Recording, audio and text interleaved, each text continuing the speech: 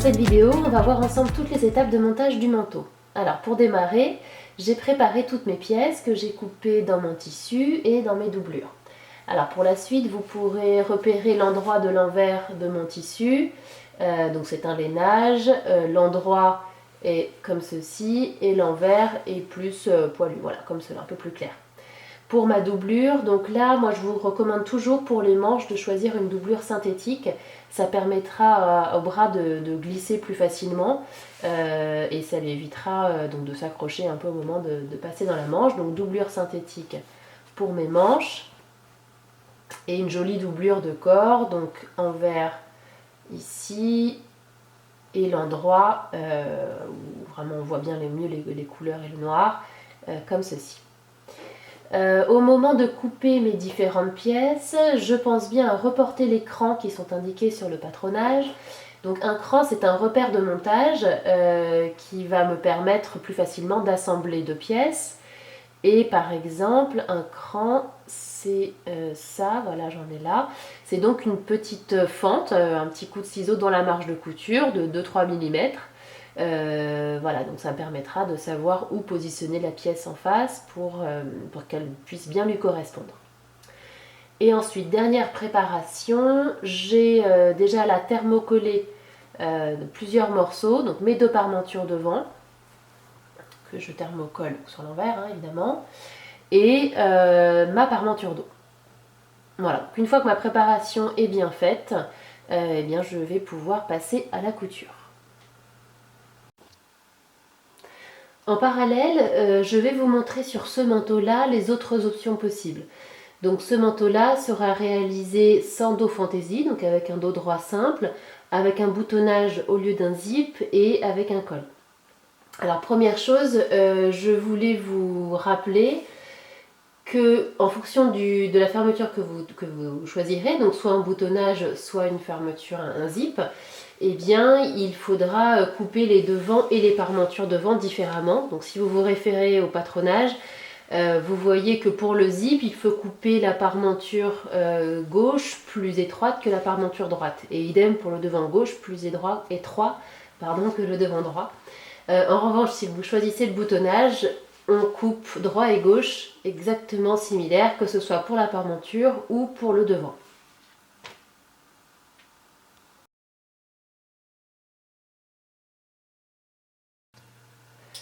Alors, première étape, je vais commencer par préparer ma poche.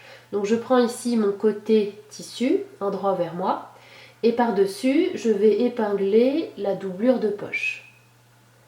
Donc je commence par faire correspondre le haut de la poche, j'épingle, puis je laisse aller tout le long, voilà, sans étirer, ça va tout seul. Je positionne plusieurs épingles. Et maintenant, je vais pouvoir piquer sur cette ligne à 1 cm. Puis après avoir piqué ma poche pour l'assembler, je l'ai basculée dans le prolongement.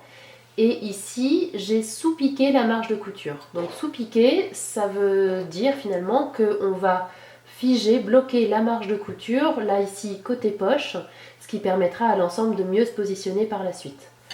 Donc voilà, je bascule ma poche et à 2-3 mm, je prends la marge de couture en dessous pour la sous-piquer sur ma poche. Ensuite, par-dessus ma doublure de poche et endroit contre endroit, je positionne le fond de poche en faisant correspondre toute la ligne extérieure de la poche. J'épingle sur tout le tour.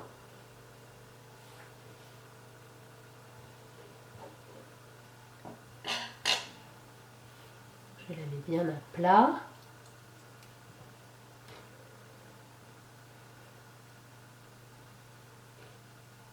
Puis au niveau de l'ouverture de poche, donc ici, je viens marquer ma future ligne de couture à 1 cm des bords.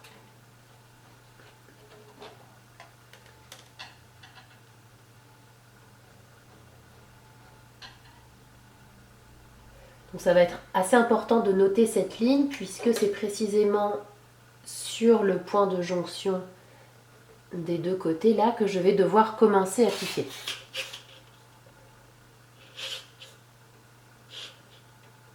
ça va m'aider au démarrage. Voilà, et maintenant je pique en démarrant plutôt là. Ici, je pique tout le tour à 1 cm et je m'arrête précisément ici sur mon point de jonction.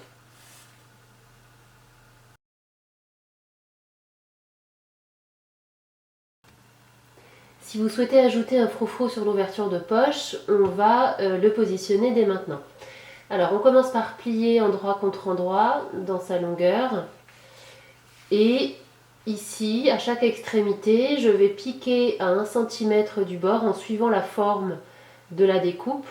Et là, au niveau de la pliure, je viendrai petit à petit me rapprocher du bord et terminer en fait dans le vide. Donc on dit mourir sur cette partie-là.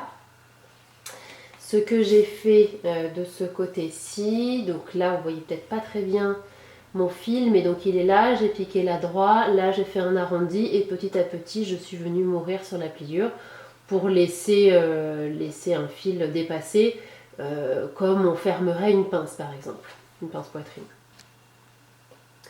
Ensuite je vais diminuer cette marge de couture de moitié.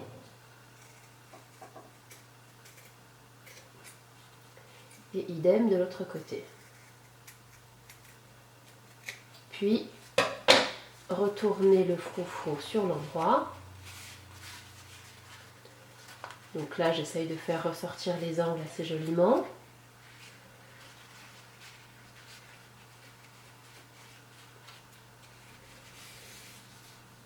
Je peux pourquoi pas écraser au fer. Et sur la ligne opposée, celle-ci, je vais piquer 2 fils de fronce dans la marge de couture. Donc la marge de couture est comme pour tout le reste du manteau à 1 cm. Donc un premier à 0,8, un deuxième à 0,5 à peu près, 2 fils de fronce parallèles.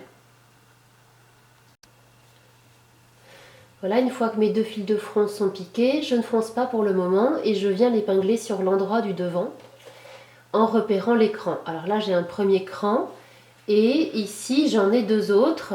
Les 2 crans qui se situent vers le haut seront les crans d'ouverture de poche. Celui du bas sera important pour placer la poche.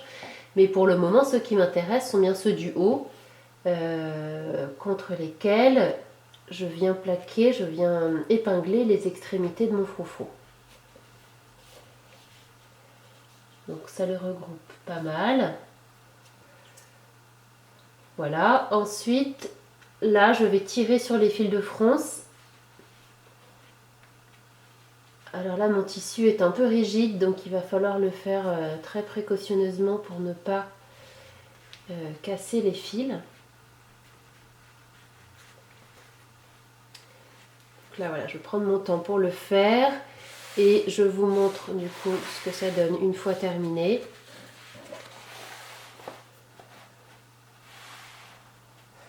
Voilà, là c'est donc froncé et j'ai piqué mon froufrou en place à 7-8 mm du bord, simplement pour le maintenir bien bord à bord et après avoir bien réparti mes fronces.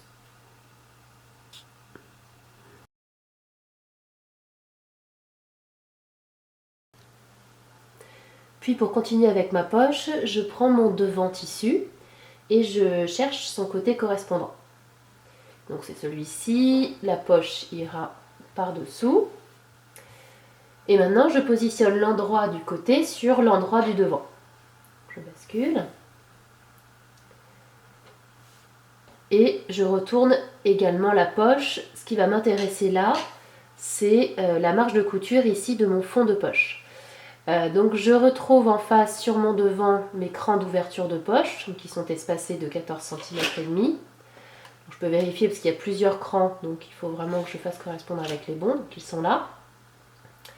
Et là, je fais correspondre le cran du bas de mon ouverture de poche.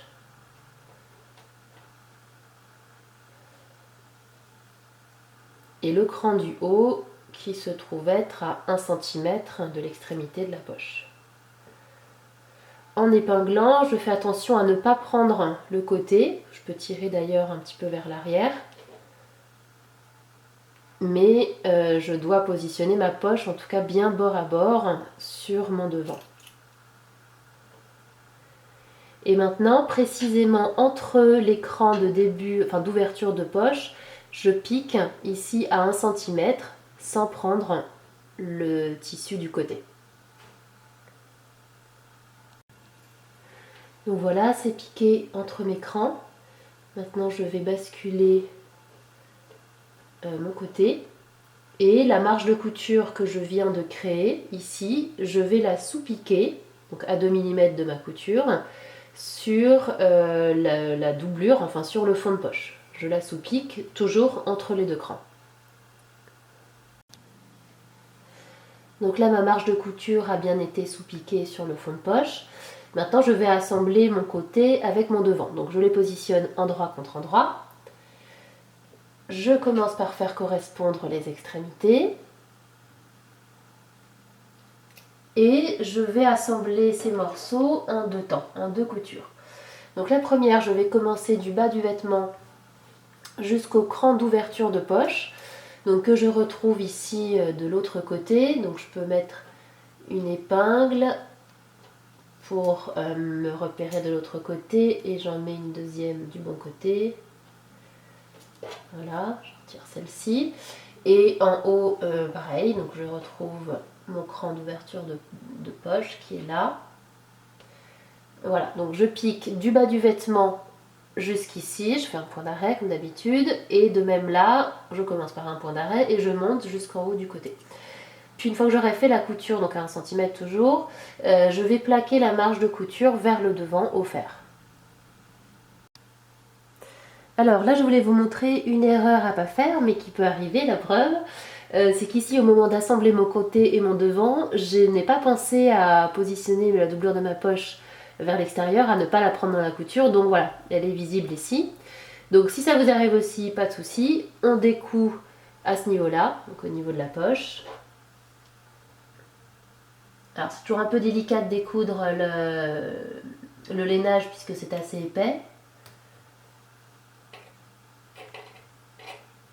Mais on y arrive.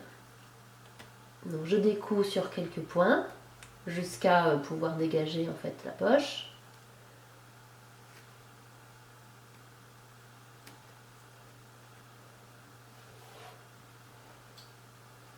Voilà, je la mets bien sur le côté pour éviter qu'elle ne me gêne. Et je referme mon ouverture laissée. Donc ça c'est le côté pratique en couture, c'est qu'on a le droit de se tromper, on a le droit de rater. Il suffit pour rattraper de découdre quelques points et généralement les erreurs se rattrapent très facilement. Et maintenant, dernière étape pour terminer cette poche, au niveau de l'ouverture de la poche, en haut et en bas, là j'ai piqué quelques points, donc perpendiculaires à ma ligne d'assemblage, 4-5 points environ, pour solidifier l'ouverture de la poche et éviter que ça me craque à force d'y glisser la main.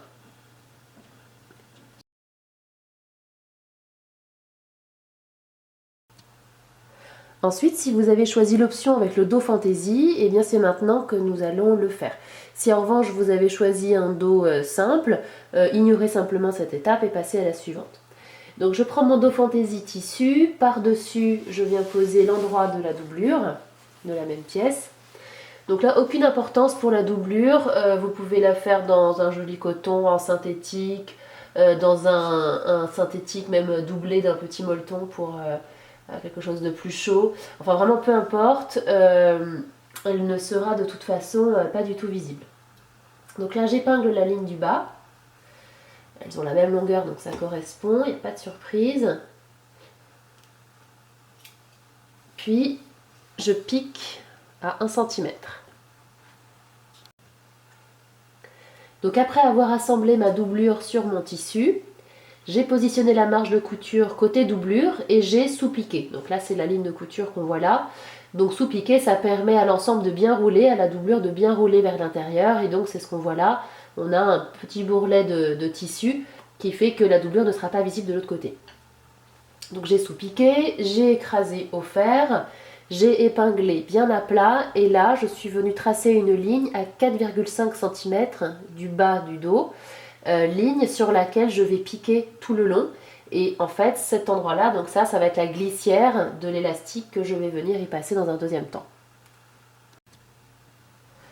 Ensuite, une fois que ma glissière est créée, j'épingle tout le tour. En fait, je positionne bien bord à bord tissu et doublure.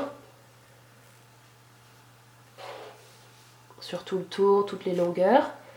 Et je pique vraiment sur tout le tour pour bien maintenir bord à bord ces deux épaisseurs et éviter qu'elles ne bougent par la suite.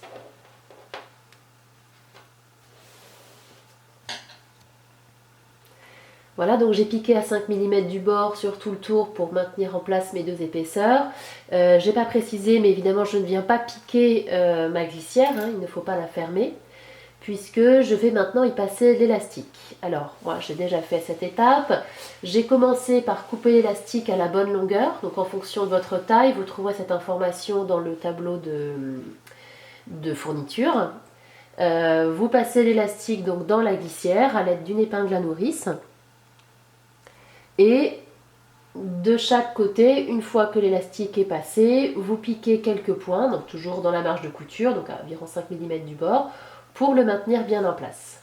Et ensuite, on peut tirer un petit peu pour mieux répartir les fronces et le tissu sur cet élastique. Puis, toujours dans l'option dos fantaisie, ici j'ai assemblé endroit contre endroit le haut dos et le bas dos. Donc le haut dos peut être fait en doublure puisqu'il sera caché par le dos fantaisie. Voilà, j'ai piqué et au fer j'ai positionné la marge de couture vers le haut. Vous pouvez également le couper, prendre la pièce dos en entier et couper le dos entièrement en tissu d'un seul tenant. Mais en tout cas, voilà, à savoir que toute cette partie-là sera cachée par le dos fantaisie. Ensuite, et donc à partir de là, je reviens sur les étapes classiques, donc y compris pour les dos simples, sans fantaisie. Je positionne mon dos droit sur mon dos gauche, endroit contre endroit, et j'épingle. Donc là, je commence par épingler, alors moi ici, ma couture d'assemblage, entre tissu et doublure, et ensuite les extrémités.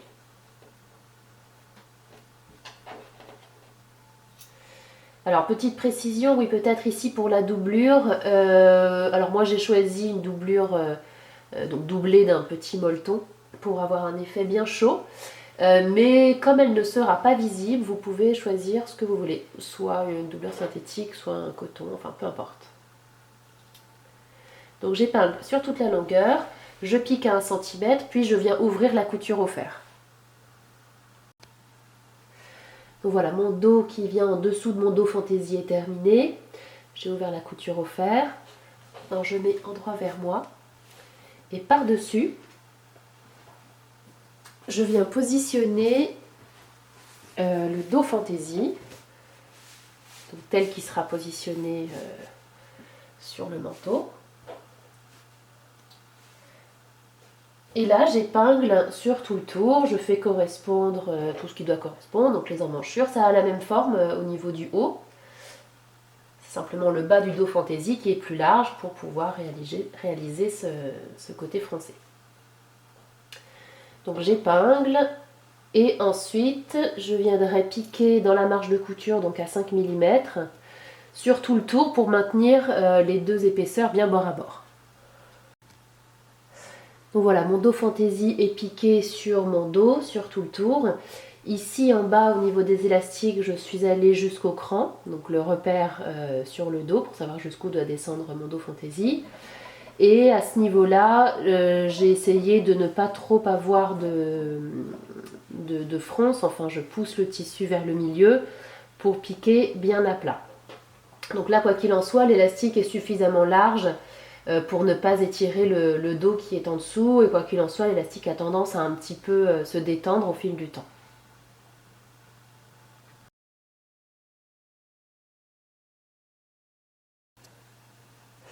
Pour les manteaux avec un dos simple, donc sans le dos fantaisie, là il est possible au niveau de la couture du milieu dos de la surpiquer de part et d'autre, surtout si vous avez un tissu qui a tendance à pas mal gonfler.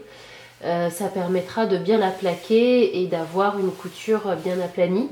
Donc dans ce cas, de part et d'autre de la couture d'assemblage, vous surpiquez à 2 mm et en parallèle tout le long pour plaquer la marge de couture d'un côté et de l'autre sur cette couture qui a été ouverte au fer. Maintenant, je vais pouvoir assembler le dos et le devant, donc toujours endroit contre endroit. Je fais correspondre le devant droit sur le devant gauche. J'épingle les extrémités, j'épingle tout ce qui doit correspondre.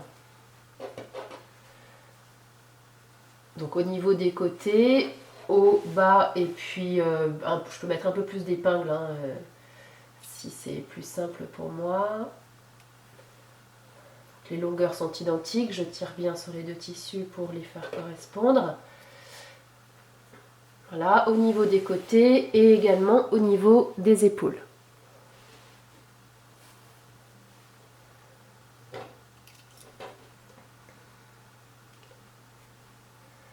Une fois que j'ai bien épinglé, je pique épaules et côtés, droite et gauche, à 1 cm du bord, puis j'ouvre les coutures au fer. Voilà, donc le dos et le devant sont assemblés, j'ai ouvert toutes mes coutures au fer, des côtés, des épaules. J'en ai profité pour fermer mes manches. Donc endroit contre endroit, j'ai piqué à 1 cm, puis j'ai ouvert ma couture au fer. Et dernière chose, sur la tête de manche, entre les crans, donc il y a 2 crans pour le devant et un cran pour le dos, je viens piquer un fil de fronce, ici.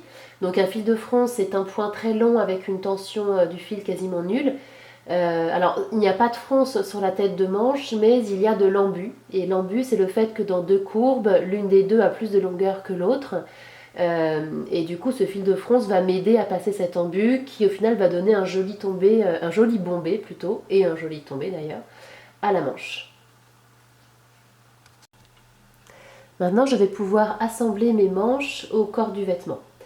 Donc pour cela, j'ai mis mon vêtement, mon manteau, enfin le corps sur l'envers et ma manche sur l'endroit. Et je vais passer ma manche à l'intérieur. Donc je commence par vérifier en fait où sont mes 2 crans. Donc là j'ai mes 2 crans du devant, donc c'est bien la manche qui va venir se monter de ce côté-là. Je la passe à l'intérieur du corps. Je la récupère sur l'emmanchure. Et là, je fais correspondre les crans. Donc j'ai mon cran de tête de manche qui correspond à la couture de l'épaule et je positionne des épingles côté manche. Voilà, ensuite je fais tout le tour. Ici j'ai donc mes 2 crans mais qui ne sont pas très visibles, mais ils sont là, du devant.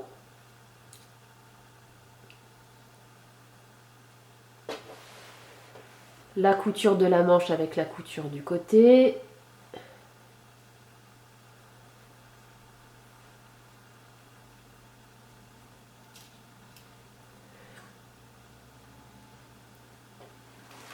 Le cran du dos.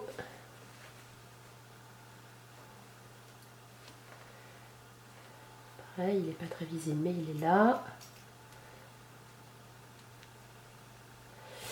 Et là, j'ai fait le tour. Ensuite, donc entre mes crans devant et dos, donc c'est là, c'est sur cette longueur-là que j'ai piqué mon fil de France, et bien je tire légèrement pour faire correspondre les longueurs. Et là, donc on voit que ça fait légèrement gondoler le tissu de ma manche. Donc ça me permet de passer l'embu, ça ne créera pas de fronce, enfin il n'y aura pas de fronce visible sur la tête de manche, mais en tout cas ça m'aide à résorber cet embu. Donc je tire autant que nécessaire, j'épingle et je pique la manche à 1 cm sur tout le tour. Donc ma manche est piquée, on voit cet embu là ici, ça gondole légèrement, mais ça n'a pas créé de fronce, d'autant que dans le lainage en fait généralement l'embu passe très bien. Néanmoins, pour absorber cet embu et faire vraiment un joli bombé au niveau de la tête de manche, je vais mettre de la cigarette pour tête de manche. Alors c'est ça, ça se trouve dans pas mal de merceries en principe.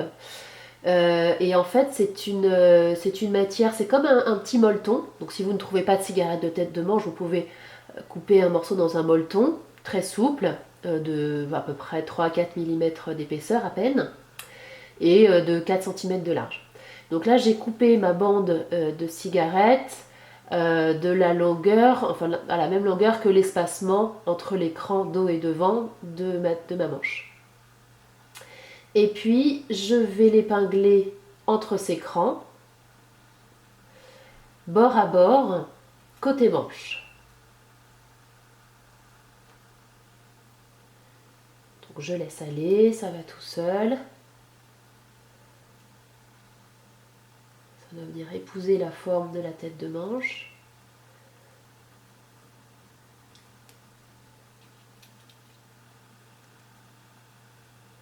Et là, je l'assemble en piquant à 8 mm.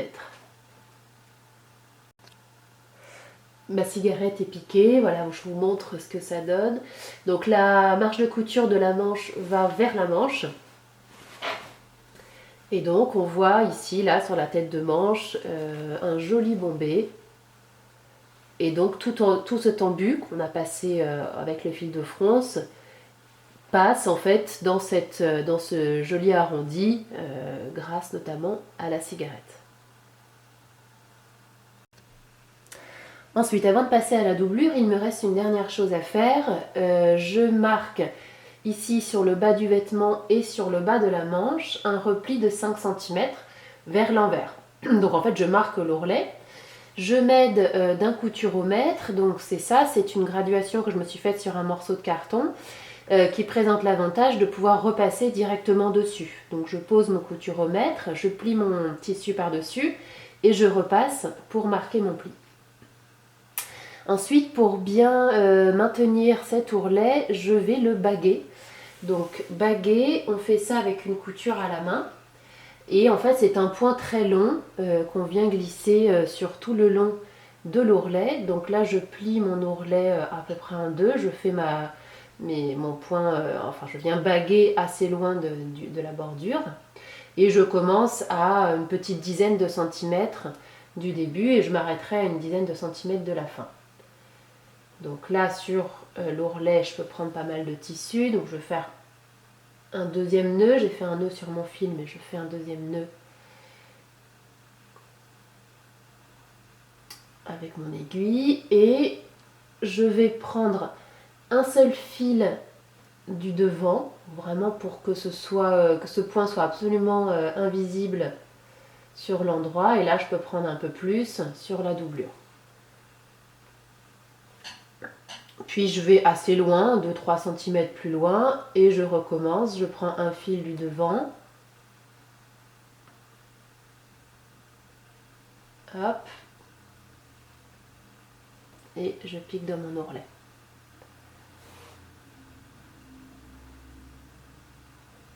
Donc je procède de la même façon sur tout le long.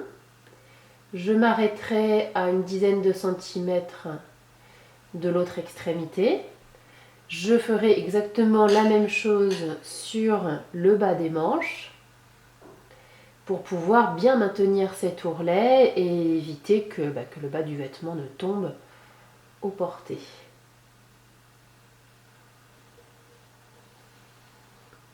Voilà, donc avant de terminer, je vous montre ce que ça donne sur l'endroit.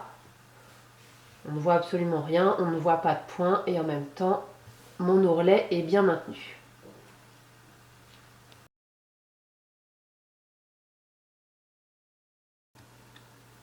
Si vous avez choisi de réaliser un manteau avec col, il faut donc couper dans le tissu un dessous et un dessus de col. Ensuite, on les superpose pour les mettre endroit contre endroit et faire correspondre les lignes extérieures du col, donc les côtés, la ligne d'extérieur et l'autre côté. Donc le dessous de col est légèrement plus petit que le dessus, c'est simplement pour permettre à la couture de bien rouler vers l'envers, et donc au moment d'épingler, je peux avoir à tirer légèrement le dessous de col plus petit pour faire correspondre les longueurs. Donc j'épingle bord à bord et sur donc, ce bord extérieur, je vais piquer à 1 cm toujours pour assembler dessous et dessus de col.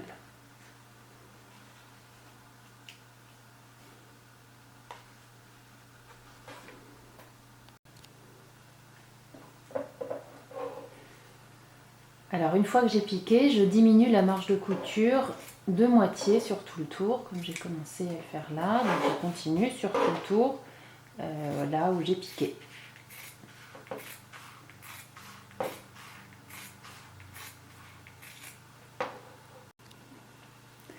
Ensuite, je vais retourner mon col sur l'endroit par l'ouverture que j'ai laissée donc en bas. Et avant ça, je vais préformer l'angle en pliant sur la marge de couture. Et à l'intérieur, je peux même le plier des deux côtés, ce qui va m'aider à ressortir, à faire un bel angle. Je viens récupérer ces marges de couture pliées pour les passer de l'autre côté. Et pour terminer de bien ressortir cet angle, je peux utiliser un poinçon qui ne va pas abîmer mon tissu. J'y vais doucement et je ressors comme il faut. Ensuite, pour m'aider à bien positionner mon col, je peux écraser cette couture-là au fer. Ça se positionnera d'autant mieux. Je peux également épingler la ligne du bas ici bien bord à bord.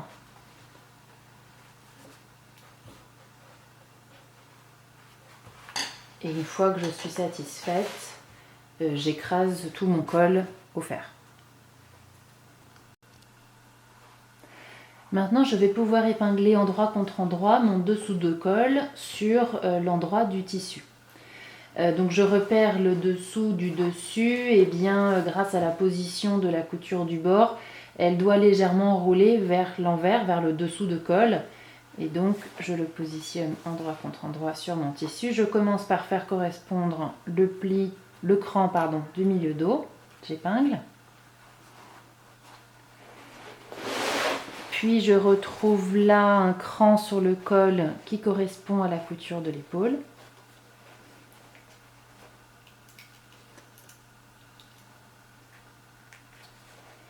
Et enfin, le cran du milieu devant,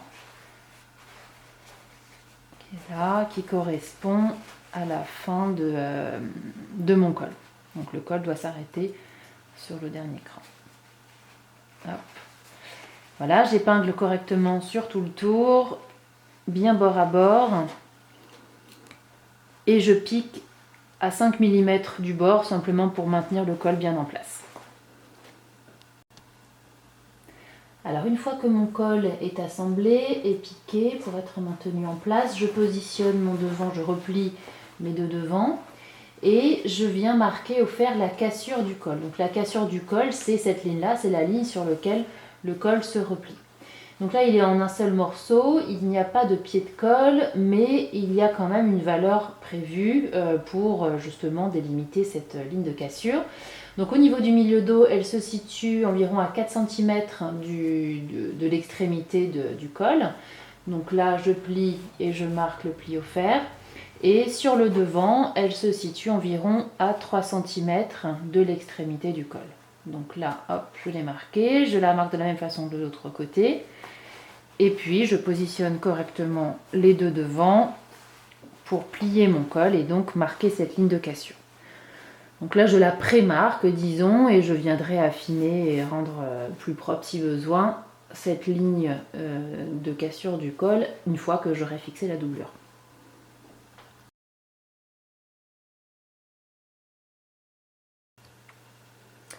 Je vais maintenant m'occuper de la doublure. Alors, je commence par prendre le dos, que je laisse plier selon le pli, puisque cette pièce est coupée au pli, endroit contre endroit.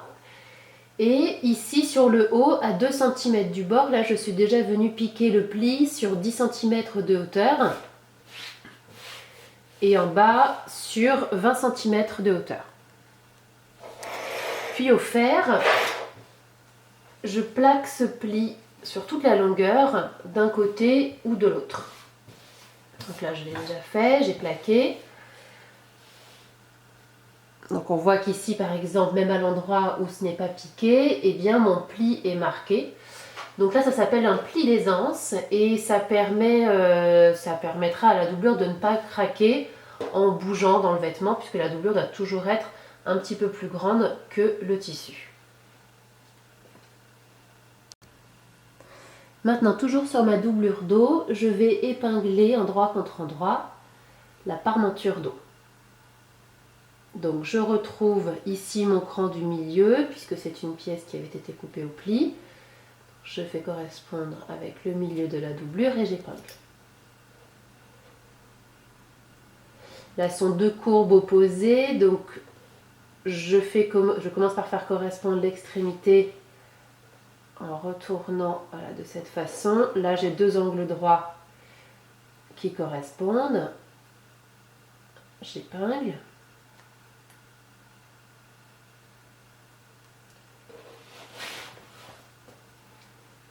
Et entre les deux, les longueurs sont identiques.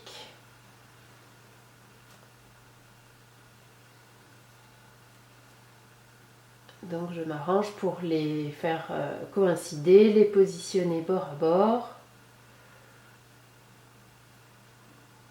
pour pouvoir épingler. Donc voilà, ça va s'assembler sans problème. Là, je peux mettre un petit peu plus d'épingles, hein, les courbes c'est toujours un petit peu plus compliqué à monter. Donc j'épingle un petit peu plus pour m'aider. Donc le tout c'est de bien maintenir ces tissus bord à bord. Voilà, je vais continuer de la même façon sur l'autre côté et ensuite je pique à 1 cm pour assembler. Donc une fois que j'ai piqué ma parmenture dos, j'ai rabattu au fer la marge de couture vers le bas. Et maintenant, je vais m'occuper du devant. Alors, je prends mon devant doublure et je fais correspondre ma parmenture devant. Endroit contre endroit, j'épingle, je commence par faire correspondre l'extrémité du haut.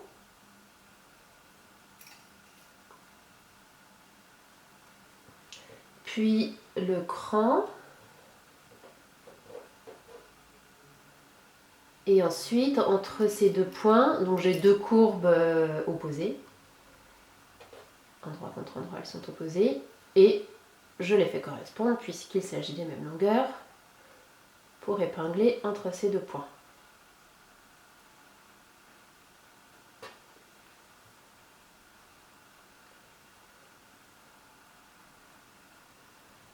Voilà. Et sur le reste de la parmenture, c'est droit, donc pas de surprise. J'épingle sur tout le long. Je laisse aller bien à plat. Je vérifie que mes longueurs sont identiques. Sur le patronage, la pièce de la parmenture devant est légèrement plus longue. Parce qu'en fait, le fait de thermocoller sur une grande longueur dans le droit fil, très souvent fait raccourcir le tissu. Donc j'ai prévu 5 mm de plus environ sur la parmenture devant. Et généralement, une fois qu'elle est thermocollée, ces 5 mm sont résorbés, disparaissent. Là, je retrouve un dernier cran qui sera le cran d'arrêt de ma couture. Parce que pour le moment, je ne vais pas l'assembler jusqu'en bas. Je pique de ce cran-là jusqu'à l'extrémité à 1 cm, puis au fer, je viendrai plaquer la marge de couture vers la doublure. Donc mes parmentures devant sont maintenant piquées sur mes devants doublures en m'étant arrêtée à chaque fois au cran du bas de la parmenture. J'ai plaqué les marges de couture vers les doublures. Je m'arrête simplement sur un point. Je voulais vous faire remarquer que les parmentures n'ont pas la même largeur. Vous avez vu sur le patronage que l'une des deux parmentures doit être coupée plus courte que l'autre, hein, puisqu'il y en a une qui va venir se rabattre par-dessus l'autre. Et attention, quand on parle de droit ou de gauche, on fait référence aux vêtements portés. Donc pour la femme, ce sera le devant droit qui va se rabattre sur le devant gauche, mais la doublure est à l'intérieur. Donc il faut bien réfléchir pour couper le bon morceau. En tout cas, voilà ce que vous devez obtenir au final. Cette partie-là se trouvera sur la droite et celle-ci sur la gauche. Ensuite, par-dessus mes devants, je vais positionner mon dos endroit contre endroit. Je fais correspondre les épaules les côtés. Donc la patte surprise, ce sont des lignes droites de même longueur, donc ça va aller tout seul. J'épingle au moins aux extrémités et je vais piquer sur mes deux côtés, mes deux épaules à 1 cm. Et ensuite je viendrai ouvrir mes coutures au fer.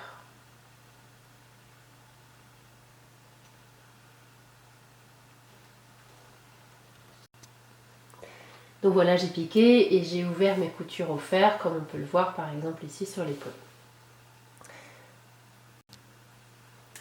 Ensuite, je me suis intéressée aux manches. Alors, contrairement à ce que je vous montrais au tout départ, j'avais initialement choisi une doublure synthétique et finalement, au repassage, j'ai remarqué qu'elle se déformait énormément. Elle rétrécissait, donc faites attention à ça, hein, en fonction des qualités de doublure, ce ne sera pas forcément le bon choix. Donc finalement, j'ai recoupé mes manches doublure dans une chute de soie toute simple. Alors elle aura un double avantage, cette soie. Déjà, ça va tenir un peu plus chaud qu'une doublure synthétique puisque c'est une matière naturelle.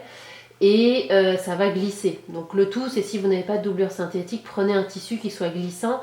Il ne faut pas qu'en enfilant le manteau, un pull s'accroche. En fait, il faut que ce soit voilà, vraiment très glissant. Donc j'ai fermé mes deux manches, endroit contre endroit.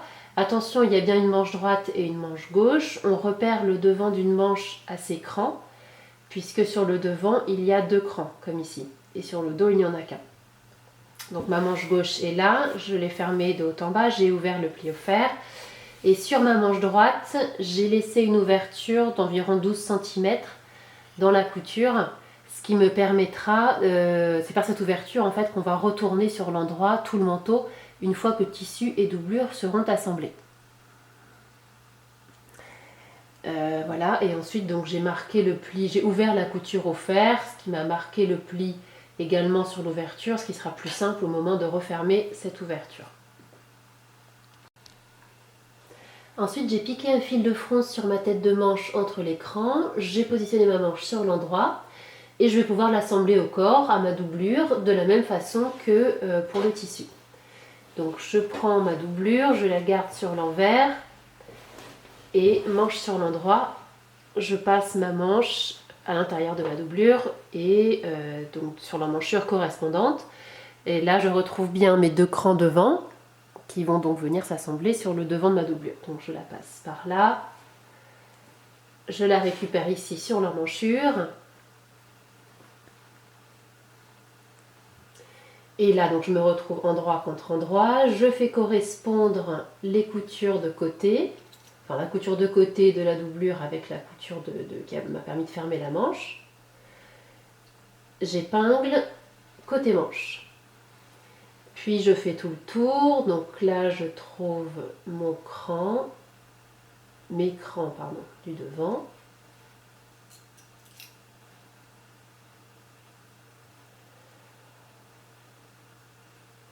Mon cran de la tête de manche qui correspond à ma couture d'épaule.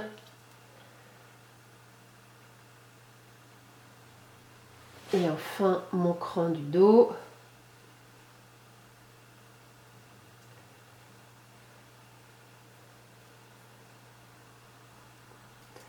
Entre mes crans, je vais tirer sur mon fil de fronce pour faire correspondre les longueurs. Alors là, l'embu va être un petit peu plus difficile à résorber puisque c'est toujours plus facile sur un lainage, un tissu épais que sur un tissu tout fin. Donc là, ça va probablement créer des petites fronces, ce qui ne sera pas du tout gênant puisque ce sera à l'intérieur. Et au contraire, ça donnera un petit peu plus d'aisance à cette tête de manche. Et c'est pas plus mal, ça évitera que la manche ne tire en fait. Donc voilà, j'épingle soigneusement sur tout le tour, puis je pique 1 cm. Voilà, mes manches sont maintenant assemblées. On va regarder ce que ça donne sur l'endroit. Alors effectivement, là sur la doublure, j'ai quelques petites fronces sur la tête de manche, mais c'est pas moche. Et puis bon, quoi qu'il en soit, ce sera à l'intérieur, donc ce ne sera pas visible. Et bien maintenant, il ne me reste plus qu'à assembler tissu et doublure. On va voir comment.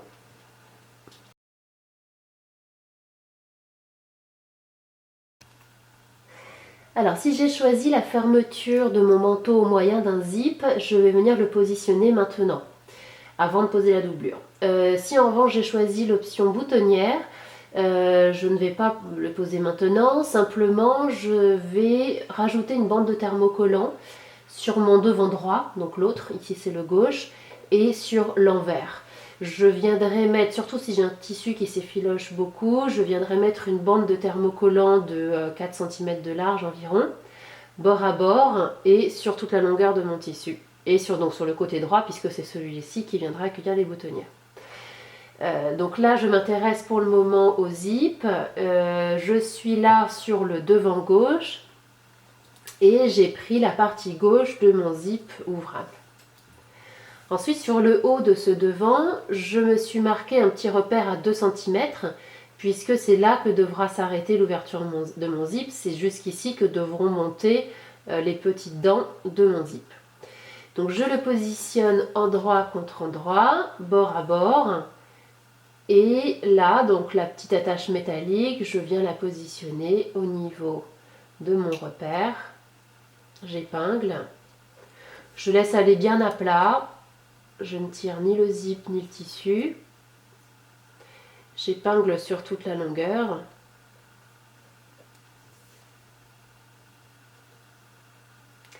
Et ensuite, je vais le piquer simplement à 5 mm du bord pour le maintenir en place. Et au niveau du haut du vêtement, je vais marquer un petit, je vais faire un petit rentré du zip vers l'intérieur.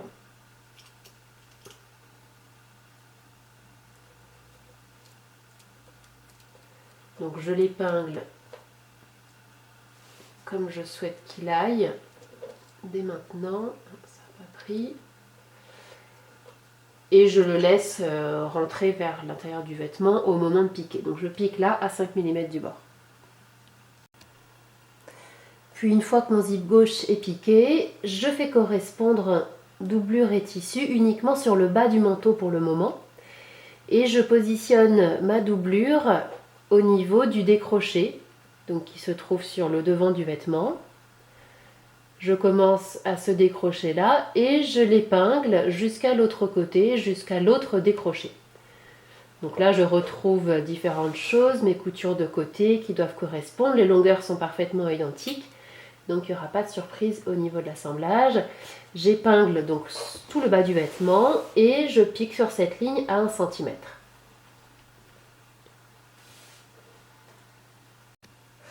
Puis une fois que le bas du vêtement est assemblé, tissu et doublure, je viens assembler le reste du manteau, enfin des manteaux, tissu et doublure. Alors je vais procéder en 2 temps. Je fais un côté puis l'autre. Donc moi j'ai commencé ici, donc j'ai commencé par épingler les milieux dos, l'angle du haut du devant jusqu'au bas de la parmenture. Et en une fois, je pique du milieu dos ici jusqu'au bas de la parmenture.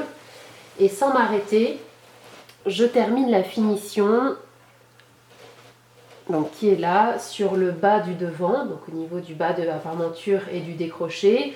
Donc là, il y a un petit point technique à voir. On va regarder tout de suite ensemble directement sur la machine à coudre. Alors, je vais vous montrer ce point sur un autre tissu pour essayer d'avoir quelque chose de plus lisible et de mieux compréhensible. Alors, j'ai ici donc ma parmenture qui est fixée au devant, à ce niveau-là. Donc je me suis arrêtée ici pour pouvoir vous montrer la finition à faire au niveau du décroché. Et là, je retrouve bien donc ma doublure qui est marron ici. Et là, le bas du devant avec notamment le pli de l'ourlet du bas du manteau qui a été marqué.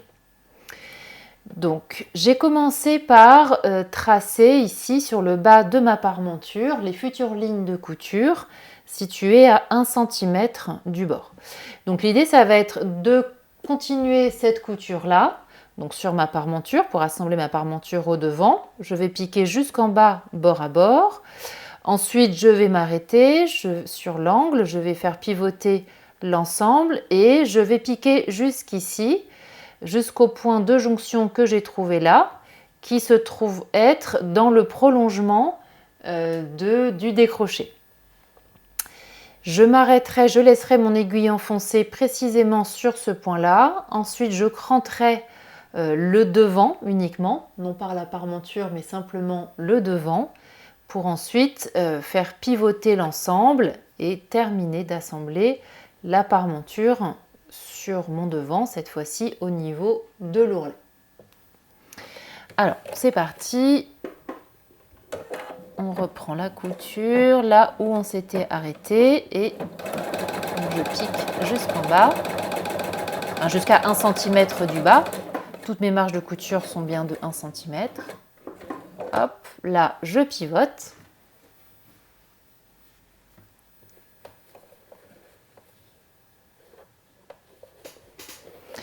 Ici, comme je vous le disais, alors est-ce qu'on va voir? Attendez, je les mets bien. Ici, on a la ligne que j'ai tracée, donc de la future couture, pardon, qui se trouve être pile dans le prolongement du décroché. Donc je pique jusque là en m'arrêtant sur le point de jonction.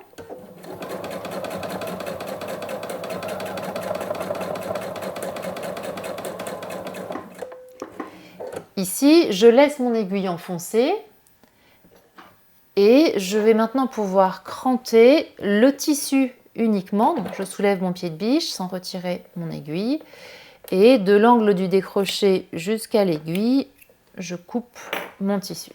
Ce qui me permet de basculer le devant, mon tissu du devant. Donc là, j'ai au niveau de mon ourlet qui est là. Je le bascule de façon à positionner mes pièces bord à bord.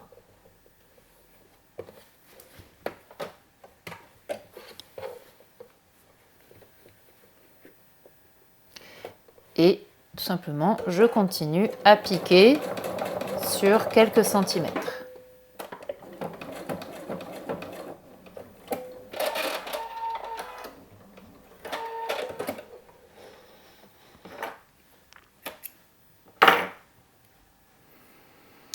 Donc là, j'ai cousu mon angle. Maintenant, je me retrouve avec un surplus de doublure. Et ce surplus de doublure, je vais le laisser aller entre mon ourlet et ma parmenture. Donc là, j'ai ma parmenture. Et ici, vous voyez la doublure qui est prise en sandwich en fait entre la parmenture et l'ourlet du devant. Donc là, je peux me mettre dans l'autre sens pour piquer.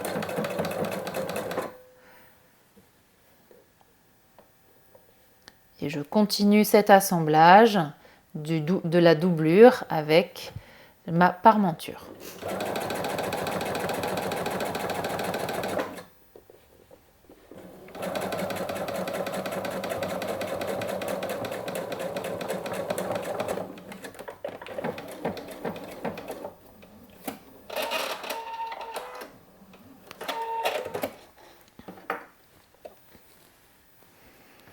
Et donc voilà ce que ça donne. Donc ma parmenture a bien été assemblée au niveau de l'angle avec le crantage. Et ici, entre les différentes épaisseurs, on retrouve bien le pli d'aisance de ma doublure qui se trouve être prise en sandwich entre l'ourlet du devant et la parmenture. Donc voilà, une fois que c'est piqué, voilà ce que ça donne. Bon, on a du mal à comprendre quand c'est sur l'envers, mais vous allez voir sur l'endroit, ça va rendre très, très joli, très bien fini. Donc là, on voit le pli de la doublure hein, qui a été rentré à l'intérieur, qui a été prise en sandwich. Je dégage cet angle-là, donc je le coupe en diagonale, je le réduis de moitié environ. Là, je peux commencer à préformer mon angle. Moi, j'aime bien faire ça, ça me permet d'avoir des jolis angles qui ressortent mieux. Donc, je plie sur les lignes de couture, j'écrase bien à la main. Et ensuite, là, je vais passer par mon ouverture pour retourner ce coin-là et vous montrer ce que ça donne. Et avant peut-être de tout retourner, je vais également dégager l'angle du haut, donc toujours sur le devant. Donc à ce niveau-là, donc là c'est le haut, c'est au niveau de mon encolure, donc là où j'ai le zip en l'occurrence.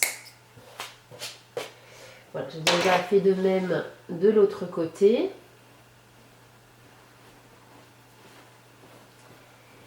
Je retrouve ma manche qui est ouverte, elle est là. Et simplement pour vous montrer ce que ça donne au niveau du bas du devant.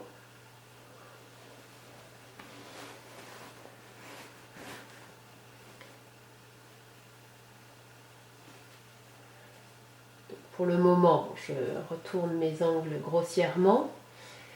Mais l'idée c'est ça. Donc là je suis sur l'endroit du vêtement.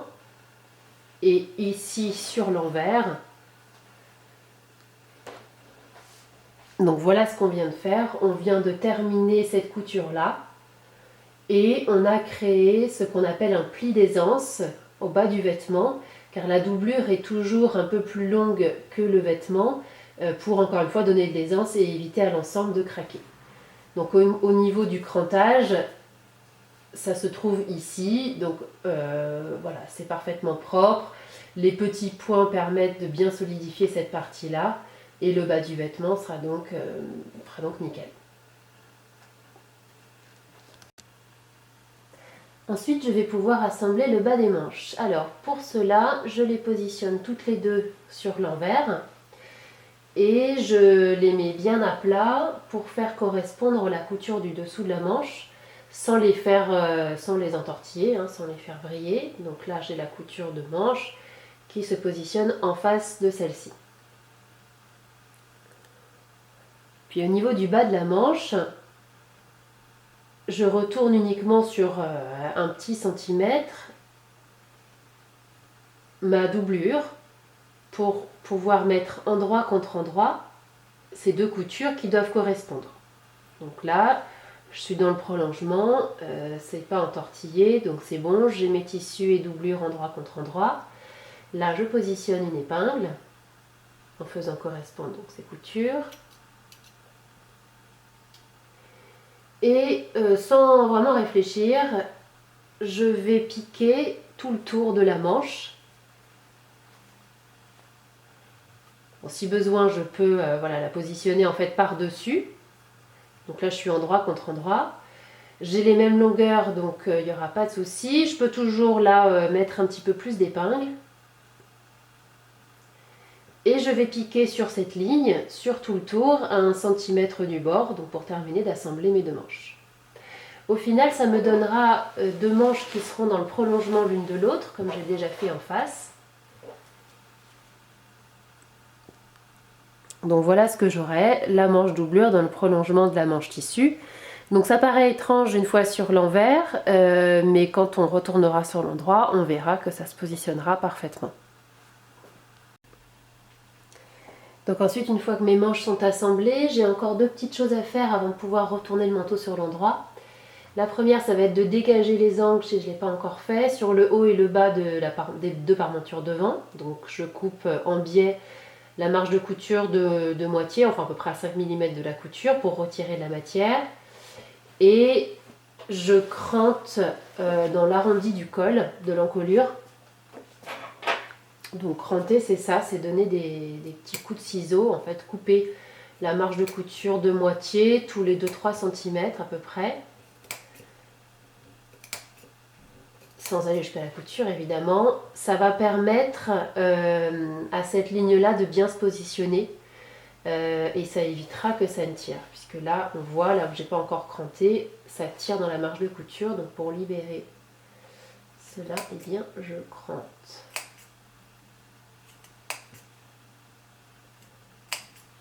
Plus l'arrondi est prononcé et plus je vais rapprocher mes crans. Donc là par exemple au milieu dos, j'ai quasiment pas besoin de cranter. Et là je crante un petit peu.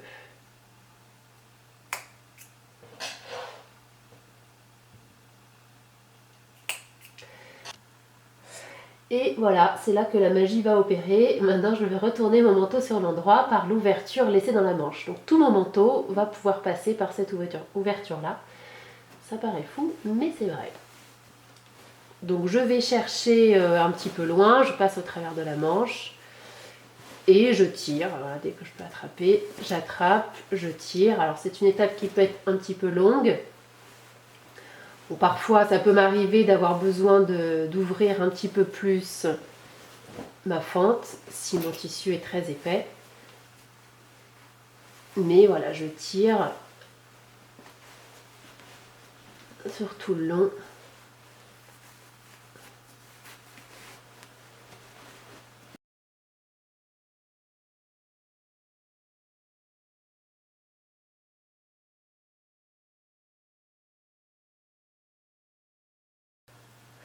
Et donc voilà, magie, voici mon manteau remis sur l'endroit avec sa jolie doublure.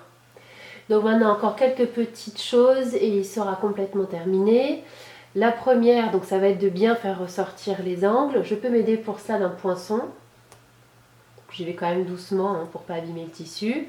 Je peux même repasser par l'ouverture de ma manche et puis aller à l'intérieur pour pousser un peu le tissu et le faire ressortir correctement. Donc là, je peux y passer un petit peu de temps parce que c'est important que ce soit joli. Je vais également repasser tout le tour du vêtement pour bien écraser ces coutures-là, enfin bien écraser tout le tour. Voilà, bien positionner mon zip au bord. Ensuite, je vais maintenant fixer, baguer en fait, mon tissu et ma doublure au niveau des emmanchures, au niveau du point dessous de bras. Alors ça va éviter que tout le manteau se retourne, en fait, que la doublure de manche ne ressorte quand j'enlève le manteau. Donc en passant par la doublure, je vais venir attraper les marges de couture qui sont sous ce point-là et je viendrai piquer quelques points pour les maintenir bien superposés. Donc mon ouverture est dans la manche droite, ici. Je vais donc commencer par attraper le côté gauche.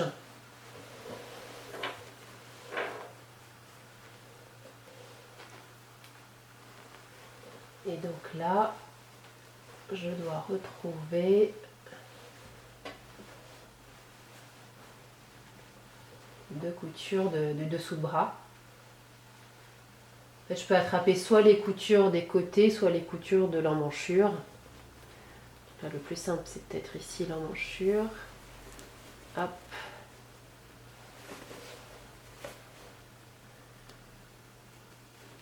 Donc il faut que je m'y repère. Voilà, c'est donc ici et là. Hop.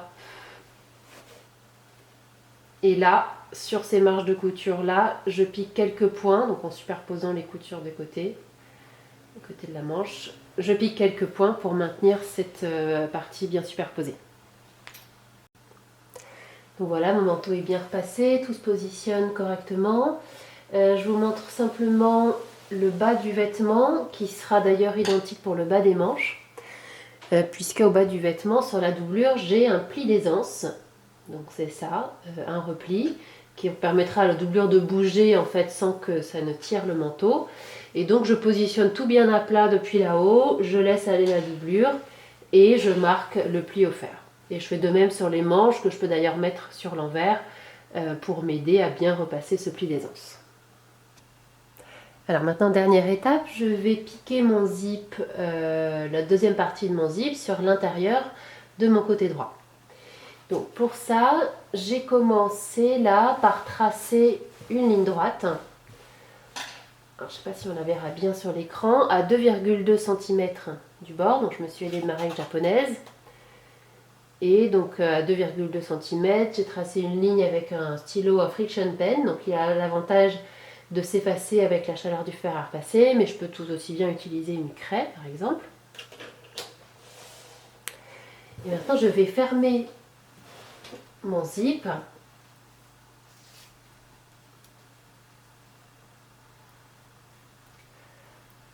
pour pouvoir vérifier la bonne hauteur d'épinglage, d'ailleurs la partie haute et la partie basse. Donc je commence par la partie haute. Là je mets bien les bordures, enfin le haut du vêtement bord à bord au même niveau. Donc je vois où est-ce que je dois arriver par rapport à ma ligne. En fait, le zip doit être sur la bordure, sur la ligne que je viens de dessiner. Donc au niveau haut, c'est bon. Donc là, je positionne une épingle. Donc en principe, je dois avoir le haut de mon zip situé à 1 cm du haut du vêtement. Donc là, mes deux lignes du haut sont bien à la bonne hauteur, donc c'est bon. Et je fais pareil sur le bas.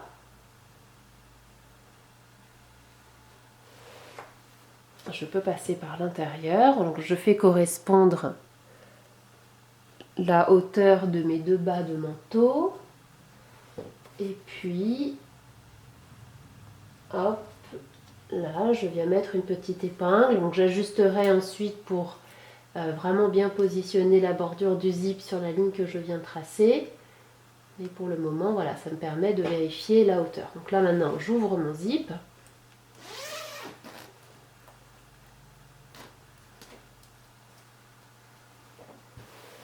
Et entre ces deux épingles-là, eh bien, je continue l'épinglage. Donc là, je peux tirer un peu le tissu. Hop, je continue mon épinglage en me mettant vraiment sur la bordure, en mettant la bordure du zip sur la ligne que je viens de tracer.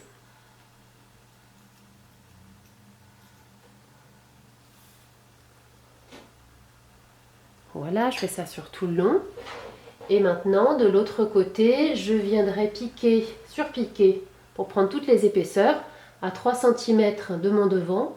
Et je ne vais pas piquer simplement le zip, mais je vais piquer tout le devant, de haut en bas, pour avoir une finition uniforme. Alors avant de piquer, j'ai terminé mon épinglage. Donc j'ai fait un épinglage vraiment très régulier. J'ai mis des épingles quasiment tous les 2-3 cm. C'est pour éviter qu'il ne bouge. Ça va être très important d'avoir un zip posé correctement. Et je voulais simplement vous montrer comment terminer le haut du zip. Donc là, je vais pouvoir couper la partie un peu dure. Donc je coupe environ 1,5 au-dessus du dernier cran. Et là, tout simplement, je fais un petit rentré sur le haut du zip pour le terminer bien proprement. Donc là, j'épingle. Et ce petit rentré va être piqué en même temps que le reste puisque je pique de haut en bas. Donc maintenant, voilà, je viens piquer à 3 cm du bord et sur toute la longueur. Alors, j'ai surpiqué mon zip à 3 cm. Et en fait, j'ai même fait une deuxième surpiqûre à 7 mm de la première, donc plus sur l'extérieur du zip. Ce qui me fait un petit effet fantaisie de deux surpiqûres sur le devant, qui est joli, et qui permettra au devant de mieux se plaquer, le devant droit de mieux se plaquer sur le devant gauche. Pour la version boutonnée, vous allez pouvoir réaliser des boutonnières horizontales et sur le côté droit du manteau. Donc la première boutonnière se situe à 2 cm du haut. La dernière se situe à une vingtaine de centimètres du bas. Et ensuite, vous pourrez répartir les autres uniformément entre ces deux boutonnières des extrémités. À noter que le centre du bouton se situe à 2,2 cm du bord. Donc en fonction de la largeur de votre bouton, les boutonnières sont à placer en conséquence.